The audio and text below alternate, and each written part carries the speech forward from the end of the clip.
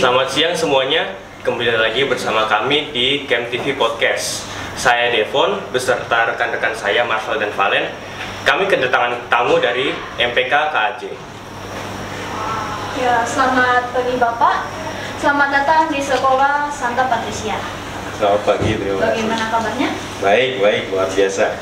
Ya, Bapak, bolehkah Bapak menyapa serta memperkenalkan diri kepada penonton Camp TV yang sedang menonton? Halo, peserta Camp TV SMP Patricia. Selamat siang, selamat bertemu dengan kami. Saya dari MPK KAJ. Ya, terima kasih Bapak. Oh ya Pak, Bapak sebelumnya sudah berkeliling-keliling sekolah ini belum Pak? Saya sudah berkeliling tapi belum semua ya. Ya. Di TK belum, SD belum. Bagaimana pendapat Bapak mengenai sekolah kami? Sekolah Santa Patricia bagus ya, lokasinya luas. Memang tempatnya agak jauh dari katedral ya ke sini ya. Fasilitasnya saya lihat juga bagus. Ada lapangan, ada kelas-kelas. Saya belum sempat masuk ke kelas-kelas sih. Iya Pak, tujuan Bapak datang ke sekolah-sekolah itu untuk apa ya Pak kalau boleh tahu? Ya sebenarnya kami dari MPK itu ada program kunjungan yang dikunjungi sebetulnya yayasan sih, tetapi kan setiap yayasan punya sekolah-sekolah. Jadi praktis kalau kita berkunjung ke yayasan tertentu, ya kita ketemu dengan sekolah-sekolah juga. Termasuk di sini yayasan apa namanya? Citra Kasih Sejahtera ya, dengan sekolah Santa Patricia-nya. Gitu. Nah, kemudian Pak, saya ingin bertanya, mengapa belakangan ini sekolah Katolik itu mulai berkurang? Mulai berkurang maksudnya muridnya? Maksudnya sekolahnya? Iya, muridnya. Sekolah. Kalau sekolahnya sih relatif masih ada, cuman muridnya yang berkurang. Iya, muridnya berkurang. Nah, kalau boleh tahu kenapa bisa berkurang ya Pak? Ada banyak hal dan tidak semua berkurang. Ya. Ada sekolah-sekolah tertentu yang muridnya berkurang jumlahnya, tapi ada juga sekolah-sekolah tertentu yang muridnya malah tambah. Oh. Ya, jadi tidak semua. Kalau kita lihat di Jakarta aja ya, seperti misalnya ya sekolah Strada itu jumlah muridnya semakin banyak. Jadi ada sekolah-sekolah yang muridnya semakin berkurang. Nah itu banyak hal, misalnya ada persaingan dengan sekolah negeri. Sekolah negeri kan free, kita harus berbayar ya. Tapi sekolah yang bisa nambah muridnya itu juga karena memang mereka selain fasilitas, juga kualitas pembelajarannya mau bagus. Seperti Ursula, Canisius, termasuk juga karena sekolah-sekolah lama ya. Nah, mungkin itu ya persaingan itu. Lalu juga banyak sekali juga sekolah-sekolah internasional yang muncul, dan mungkin tren sekarang anak-anak atau orang-orang muda, keluarga-keluarga muda mungkin sudah berpikir tidak seperti dulu. Artinya ingin menyekolahkan anaknya di sekolah-sekolah yang punya masa depan yang lebih jelas, misalnya bahasanya lebih bahasa Inggris, bahasa Mandarin ya, lalu mungkin perkembangan IT-nya dan sebagainya. Tetapi saya senang dengan kurikulum baru ya, kurikulum Merdeka itu memberikan kesempatan kepada anak-anak kita di Indonesia untuk berkembang secara lebih baik. Mungkin itu ya. Terima kasih Pak. Ya. Oh ya Pak, kira-kira Bapak ada nggak sih tips supaya sekolah-sekolah Katolik ini bisa bersaing dengan sekolah-sekolah lainnya gitu?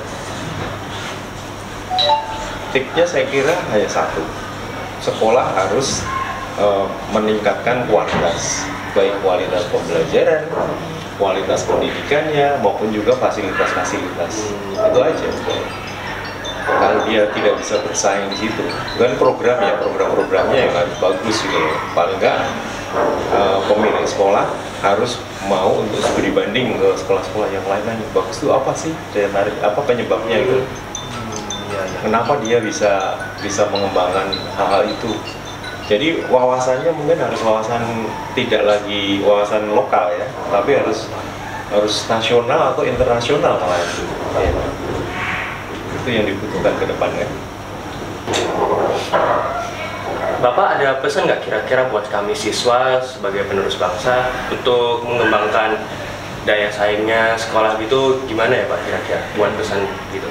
kalau pesan untuk anak-anak ya, artinya lulusan di sini, misalnya lulusan SMA memang harus bisa bersaing dengan yang lain kan, Iya.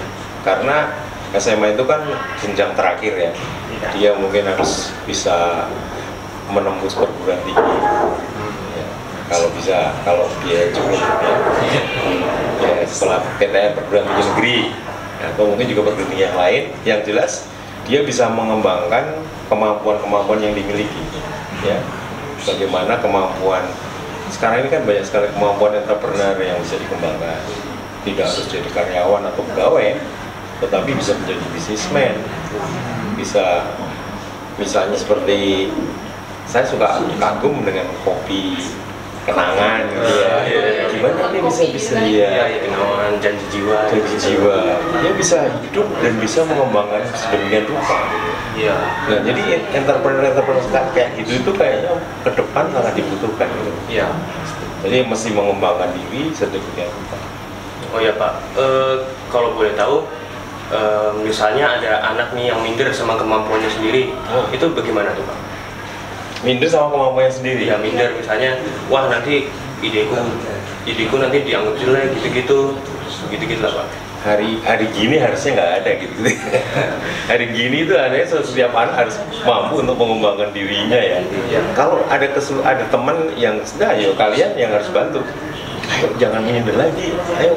Ya. Nah, harus kita ikut mendorong dia. Tidak hanya guru, tapi teman-temannya harus mensupport dia. Kalau di sini ada misalnya guru BK ya, guru BK mungkin juga bisa membantu. Bukan malah mematikan guru BK-nya. Ya banyak hal lah sekarang ini kan, bisa buka YouTube ya, banyak hal bisa dipelajari di sana. YouTube, Instagram, Facebook. Iya betul, ya, betul luar biasa. Apapun bisa dipelajari kan sekarang ini. Iya tentu. Lewat misalnya hal yang sederhana ya, naik sepatu roda misalnya. Sepatu roda itu kadang-kadang kan anak kan nggak bisa, tapi kalau dia lihat YouTube, oh caranya begini bisa itu lama-lama. Atau keterampilan yang lain. Oke, itu apalagi? Bapak ada kepikir nggak misalnya ada program-program apa gitu buat mengembangkan nilai kreativitas siswa atau gimana gitu Pak? Program untuk mengembangkan kreatif siswa ya. Kreatif itu sebenarnya kreativitas itu kan muncul dari anak sendiri ya. Kalau menurut saya nih ya, kalau anak itu punya satu tempat yang sedemikian rupa, kadang-kadang kreativitas itu munculnya spontan gitu ya. Saya mau mencoba ini, pokoknya jangan takut coba-coba. Aku pengen masak, coba masak apa, dicoba saja. Lalu dari situ kan nanti bisa mengembangkan banyak hal. Mungkin dari yang pertama nggak enak, lama-lama oh ini harus tambah ini dan sebagainya. Nah itu kreativitas kayak itu saya kira perlu dikembangkan ya. Dan yang lain-lain banyak sekali, berbagai cabang, bisa olahraga, bisa yang lain. Ya. Jadi maksudnya ini kayak kita keinginan dari dalam diri sendiri gitu. Muncul spontan. Iya. Dan itu tidak usah ragu-ragu untuk memunculkan itu. Saya kadang langsung kayak banyak. Mungkin ada yang senang tulis saja, jangan ragu-ragu. Iya. Pokoknya diberi apa, kita harus punya ruang, ada kesempatan di mana kita bisa mengekspresikan itu gitu. Maka kesempatan mengekspresikan misalnya lewat diskusi dengan teman-teman, mungkin guru memberikan tugas ya, atau mungkin guru memberikan kamu project based learning gitu ya. Ini kan kamu kelompok ini sekian orang mencoba buat satu proyek tentang bagaimana menjual satu produk, bikin produk jual. Buat dari mulai buat proposalnya, rencananya, anggarannya dan sebagainya sampai nanti pemasarannya. Jadi bisnis ya? Iya, misalnya seperti itu. Kan itu kan akan memicu banyak hal tuh. Iya. Bisa jadi bisnis kecil terus nanti meningkat aja jadi bisnis. Iya. Saya tidak tahu di sini anak-anak suka apa gitu. Kalau kamu perhatikan anak-anak itu sukanya apa ya? Sini. Beberapa. Ada yang suka main game, ada yang suka nari, nyanyi gitu. Oh, ada ya. Macam-macam di sini. Iya, macam-macam. Macam-macam sih, kadang gabung-gabung. Nah, termasuk ini ya, termasuk ini kan satu kreatif juga ini, satu ide kreatif juga. Ini bisa dimanfaatkan, saya kira kemajuannya bagus kok kayak punya Deddy Komposer ini. Wih, bisa dikembangkan. Kamu nggak usah ragu-ragu. Kalau perlu tidak hanya menunggu tamu, tapi panggil tamu. Panggil bintang tamu yang ngetren misalnya. Pasti akan ini tuh, akan sangat menarik gitu ya. Wih, luar biasa. Soto Patricia memanggil salah satu artis tuh ya. Itu bakal viral sih. Iya, pasti. Oke, sekian dulu untuk podcast singkat kita ini ya. Terima kasih Pak udah menyempatkan diri untuk bercakap-cakap di podcast singkat ini. Semoga podcast ini dapat memberi manfaat bagi teman-teman yang kita menonton, bagi kita juga. Semoga kita sebagai generasi muda dapat mengembangkan daya saing sekolah kita dengan sekolah lainnya. Oke, baik. Terima kasih juga diberi kesempatan untuk ngobrol di sini. Ya. Ya, saya belum tahu namanya siapa tadi ya. Oh, saya Devon. Ya. Ini teman saya Marvel dan itu Valen. Oh, mana ya? Saya Pak Romi. Saya di sekretariat SMPK ya. MPK itu Majelis Pendidikan Katolik. Ya. Oke, jadi sekian dulu podcast ini teman-teman.